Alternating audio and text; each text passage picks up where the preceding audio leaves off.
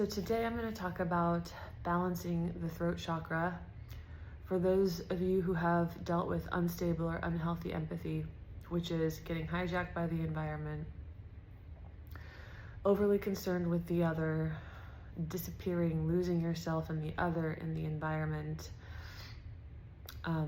getting hijacked by your own emotions, so being stuck in the past, daydreaming, all of those things keep us in unconscious feminine energy, which prevent us from having access to our healthy male energy, which moves us forward. So the throat chakra is the chakra of action, and it's also the chakra of truth and the chakra of expression in general. And it expresses the karma of the lower chakras. So now that we've gone through the other chakras, we've done a lot of heavy lifting because we've identified lies that we're living in.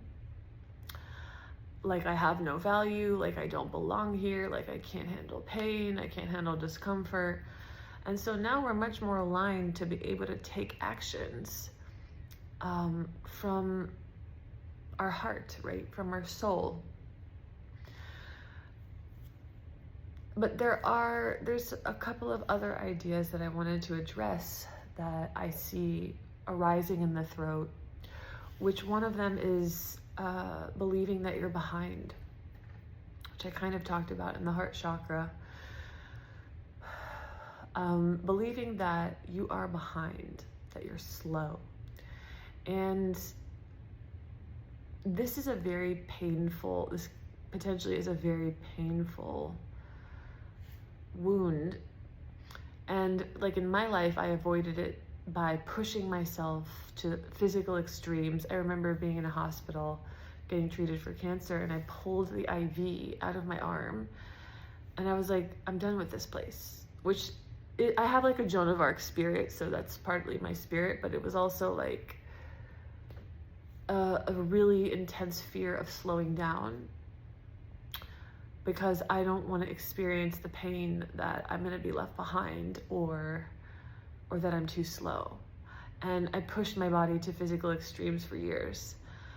And so life has forced me to slow down, right? With the Kundalini awakening, there were months at a time where I could barely walk.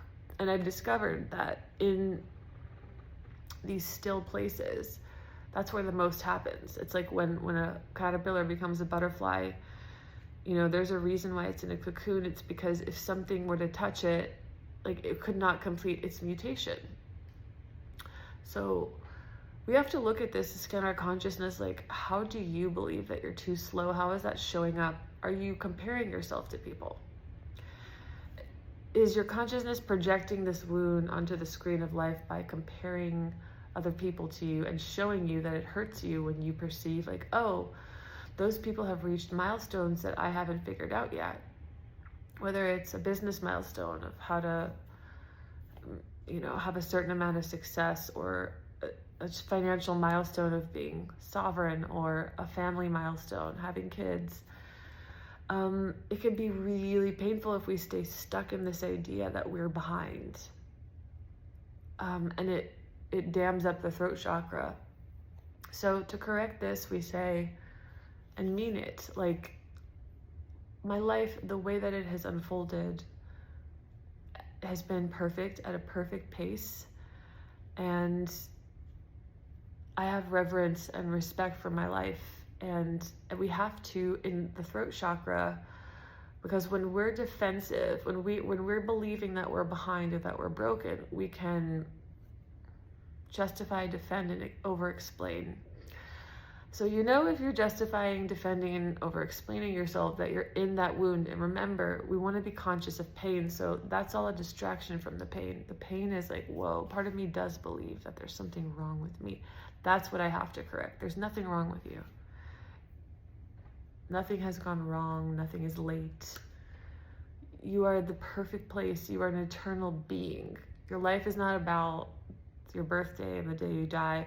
It's an eternal game. So whatever you can do now is powerful. And if you get hijacked by regret and shame, that's just you getting pulled back into unconscious feminine energy. So we have to correct that. We have to realize when we're justifying, defending, and explaining that we are unstable. And so to become stable, the way that you become stable so that you no longer have to justify, defend, and explain is to be very, very at peace. Be completely at peace with your life.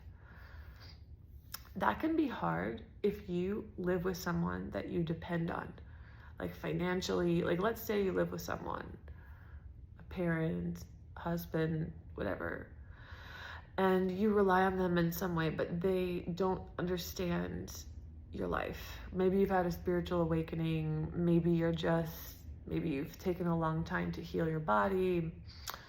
Maybe you're just still cooking, right? You can't take the cake out of the oven before it's done cooking. Some people just cook longer.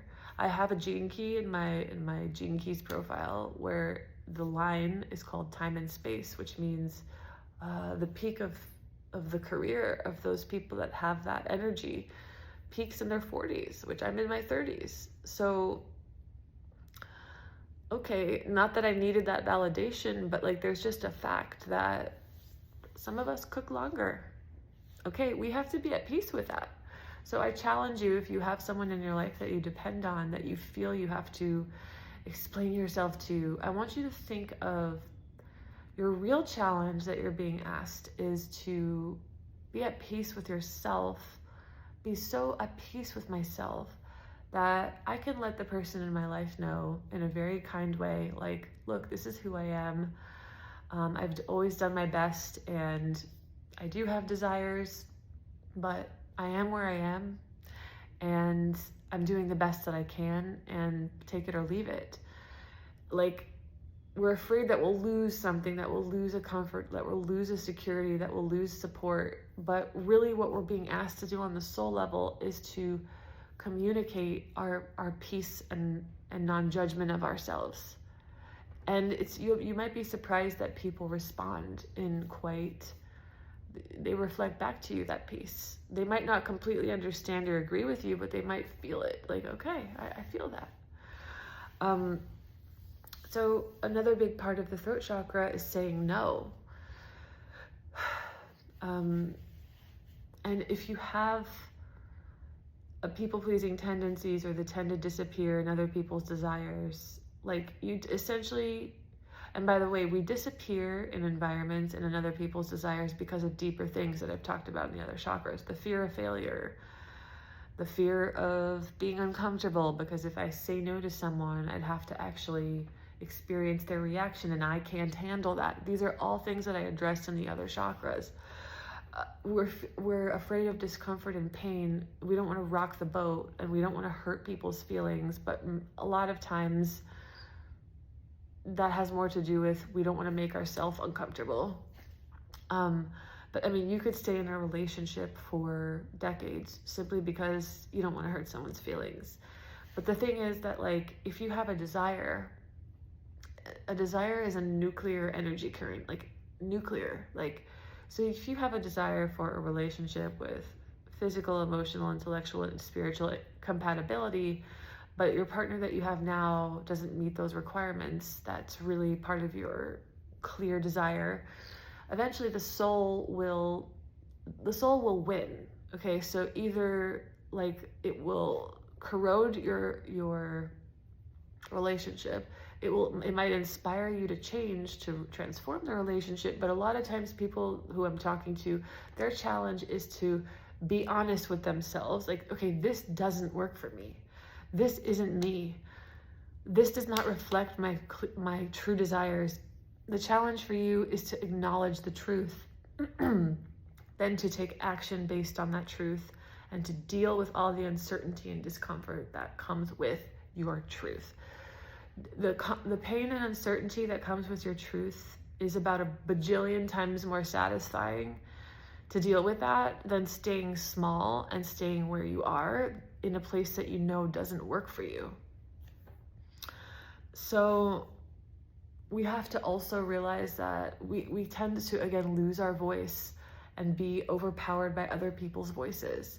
If you have low self-esteem, which I talked about in the third chakra, low self-worth, and if you judge yourself, which I talked about in the heart, and you really think you're broken, when other people project things onto you, you're going to buy into it or react to it.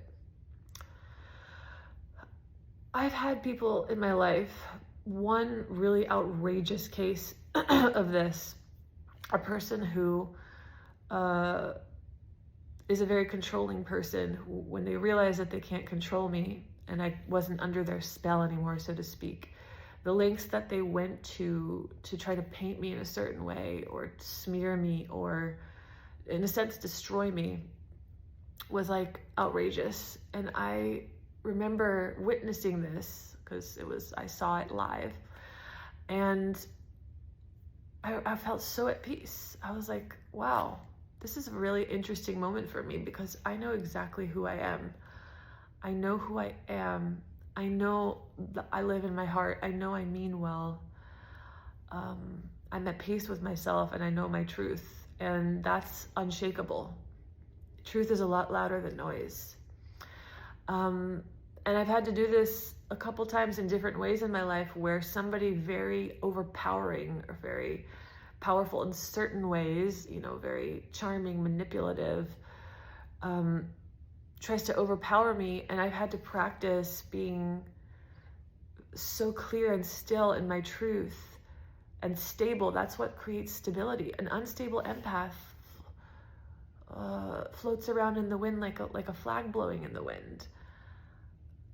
If you believe that there's something wrong with you and you've attracted someone who likes you to believe that, you'll have trouble extricating yourself from that relationship if you continue to believe that there's something wrong with you. There's something that true narcissists do it's called discarding you to an object of filth. It's a very real thing. When you no longer play their games or you no longer are willing to be their supply, they will literally paint you as an object of filth, call you a whore, minimize everything you've ever done in life, make you a filthy, disgusting thing.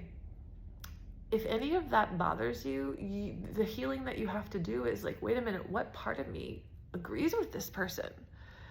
What part of me agrees with this? That's the problem here. Like, I can't be stable if any part of me agrees. And by the way, it can be tricky if you have a guilty conscience and like when you try to extricate yourself from relationships like the one I'm describing, and you feel guilty about things you have done, like maybe you did lie once, even though it wasn't maybe like intended to hurt, or maybe you felt that you didn't show up perfectly in some way. Like, none of that is a reason to accept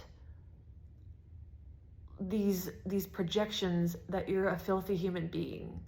Because I hate to break it to you, I hate to burst your bubble, but every single human being has lied. And in the throat chakra, we have to practice telling the truth more. Absolutely, that heals the throat. But really it's about, what is my truth? What is my truth? Am I being overpowered by my environment, by people's projections, by my parents' projections, by people in my life? Somebody in my life told me that I was mentally ill because I think they were jealous of my experience of the mystical. And when I wouldn't do what they wanted me to do, they started telling me that I'm broken and that I'm not really seeing what I'm seeing. And at first, I was affected by it. I was like, oh my God, that hurts. That hurts me. And so what inside of me is receiving that pain? What inside of me agrees with that person? Because I need to look at that. And I found that, wait a minute, yes, there's still a part of me that buys into this idea that I'm broken, and that's the problem. And by the way, when I corrected these things, it's absolutely fascinating. My interest in connecting with any of those people who would ever play in that way, be, below the belt and be all like cruel, my interest in interacting with them literally vanished in thin air. Like, before I fixed the problem, there was a cord, like a guilty cord, or the part of me that likes to be a punching bag, or a part of me that's masochistic. When I anchored my truth very steadily, it's like the cords just like vanished into thin air, and I no longer had even 1% interest in ever interacting with those people again. Which for an unhealthy empath, that's kind of miraculous, because we always get hooked back. And my healed self is a self that can say, no more. I can say no. So this is back to saying no. Saying no is also in our everyday mundane life. Things that seem unimportant are very important. And I told another story of when I was in Reunion Island. I was taken to a temple that felt very dark to me. I was with my friend's daughter. She felt the energy of that place. She refused to walk inside. And I walked inside because I didn't want to hurt the feelings of the hostess. And there was a lot of dark stuff going on in there. And I exited that building with an entity on my throat. And I was like, wow, my throat, why is it on my throat? It's because I didn't take action based on my truth. My truth was, this place feels very bad to me. It really does. And I could have said, and if that were to happen today, what I would say is, you're so gracious for taking me here. I was so excited to see this. Thank you so much. You're so generous, but it feels so uncomfortable for me to walk in there. I'm so sorry. Okay, and we have to accept how the person's going to react, period. And by the way, I want to quickly talk about the difference between knowing when something is not right for you versus when you are being asked to expand yourself into discomfort. And it's really simple. When you're being asked to expand yourself into discomfort, so let's say, like for me, for example, I've been called to go on like a lot of solo trips, which for a woman is not always the most comfortable thing, traveling alone and being alone for long periods of time. But like my soul like keeps knocking at the door. It's like, come on, do it. It's like this thing that doesn't go away. When something's just not right for you, when you're getting guidance to say no to something, it usually feels like breaks, like instinctual breaks inside of you, not emotional breaks. An emotional reaction can be a reaction to something. Like a lot of people react to the idea of visiting their family. But if you sat with it and you paused, your soul might say, okay, but go back and see them for a while. Go see them. It's a quieter thing that might ask you to expand yourself in a way that makes you emotionally uncomfortable. But that's different than like when I'm at the temple and I put my finger in the door and like I feel like I'm gonna vomit. Okay, we're never asked to push through things like that. We don't have to eat food that smells rotten. We don't have to stay in relationships that are abusive. Okay, so I hope that I'll unpack that more later. So in a nutshell, it's acknowledging our truth, acknowledging our desires, getting clear about what my desires are, and then making choices that align with that clarity. It's about realizing the lies that paralyze us. I'm afraid of failure. I have no value. I can't handle life. I can't handle discomfort. All things I've talked about in the other chakras. Once we've corrected those lies, what happens when you align all this energy is that the only thing that moves through you becomes your soul. So that part of you that wants to expand you into some unknown that's uncomfortable, that's the only driver now. There's really you actually don't really need much discernment at a certain point, because at one point it becomes so clear you're in alignment with this current, and the way that you align with that current is that you correct all the lies that we tell ourselves, which is why we have to scan our consciousness for those lies, particularly for people that I'm talking to, lies revolving around low self-worth, around having no value, around believing, right, this is a huge one, believing that you can't receive what you desire. I will never have what I want. That belief is really damaging to your energy, because desire is a nuclear energy. It's a nuclear river. So, and it's God's desire. So if God desires through you this relationship with all these levels of compatibility, or if God through you desires something and you don't believe you can receive it, it's like a nuclear current washing through your chakras, but you dam it up with your belief. And when you dam it up with your belief, you can cause all sorts of chaos. So it's not even about really getting what we want, like in terms of the things, although yes, that's part of it. It's about undamming the river. Undamming the river so that the energy doesn't crash in on itself and cause chaos in my life. You know, like, we need to align our belief system with these ideas that we deserve what we want, whether it's a certain amount of wealth, whether it's a relationship, whether it's a healthy body. We need to align ourselves with our desires, because the desire itself is a nuclear current. And when you have a nuclear current that you don't believe, look what happens. You dam up your current, and over time, problems show up in all the areas of life. So we have to undam the river.